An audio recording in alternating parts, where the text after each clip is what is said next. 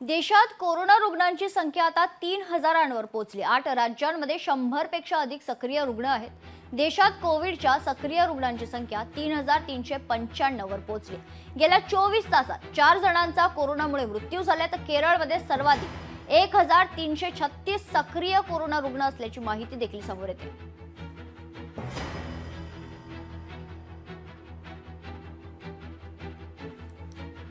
देशात आता एकूण कोरोना रुग्णांची संख्या जी आहे ती 3,000वर पोहोचली आहे। या संदर्भात अधिक माहिती जाणून घेऊयात। आमचे प्रतिनिधी भूषण शिंदे आपल्या सोबत जोडले गेलेले आहेत। भूषण, खरं तर काळजी करायची काही गरज नाहीये।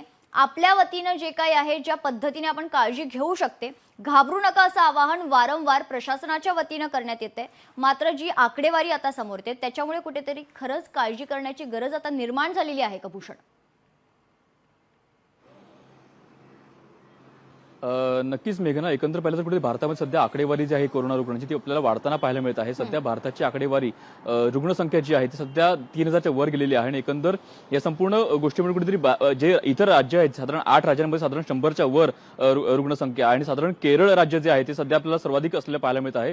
केरळमध्ये साधारण 1,000च्या वर इतकी रुग्णसंख्या पोहोचलेली आहे। त्यामुळे कुठेतरी केरळमध्ये आता पुन्हा एकदा मास्क आणि सोशल डिस्टन्स जे आहेत ते पुन्हा एकदा त्याच्या काही सूचना आपल्याला काहीशा होताना पाहायला मिळत आहे। मात्र कुठेही संपूर्ण भारतामध्ये जर पाहिलं तरी संपूर्ण कोविडचं सध्या स्वरूप जे आहे ते आपल्याला अतिशय सौम्य असलेलं पाहायला मिळते। त्यामुळे सध्या तरी इतकं काळजीचं कारण नाहीये आणि एकंदर या येत्या काळामध्ये सुद्धा अनेक ठिकाणी आपलं लसीकरण देखील पूर्ण झालेलं पाहायला मिळते। त्यामुळे कुठे याचा जो प्रभाव आहे तो आपला अतिशय सौम्य असलेला पाहायला मिळते। त्यामुळे कुठे येत्या काळामध्ये अनेक नागरिकांनी याचा संपूर्ण काळजी करण्याची गरज नाही, मात्र काळजी घेण्याची गरज आहे। ज्यांना काही इतर आजार आहेत किंवा इतर काही दुविधा आहेत त्यांनी मात्र या लोकांनी काळजी घ्यायची आहे आणि एकंदर संपूर्ण गोष्टीचा कुठेतरी सौम्य प्रभाव असला तरी ज्यांना इतर आजार आहेत त्यांनी काळजी घ्यायची आहे। मात्र सध्या काळजी करण्याचं कारण इतकं आपल्याला पाहायला मिळत नाहीये।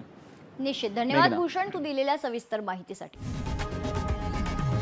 लोकशाही मराठी ऐका, पहा, जागरूक रहा।